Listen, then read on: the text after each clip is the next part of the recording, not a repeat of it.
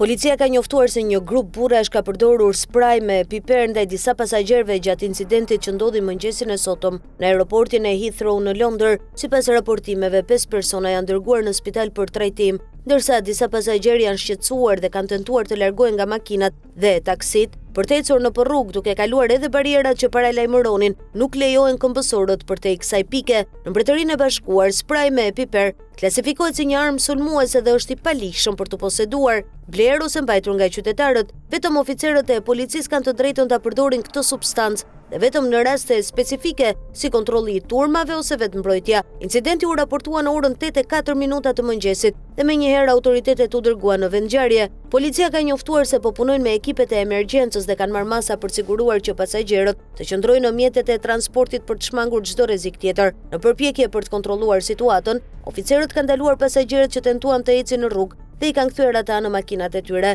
Gjithashtu, 5 persona janë dërguar në spital për trajtim, ndërsa shërbimi i ambulancës së Londrës ka raportuar se gjithsej janë trajtuar 21 pacient nga vendngjarja. Për momentin hetimet për këtë incident janë duke vazhduar dhe policia ka njoftuar se po kërkon persona të tjerë që mund të kenë qenë të përfshirë, ndërsa autoritetet po merren me incidentin, ka patur ndërprerje të shërbimeve në linjën Elizabeth të transportit e kurudor, duke shkaktuar vonesa deri në 10 minuta. Kjo ka çuar në shqetësime për pasagjerët, disa nga cilët kanë kërkuar të dalin nga makinat për të ecur më shpejt, duke sfiduar rregullat dhe duke kaluar përtej barierave.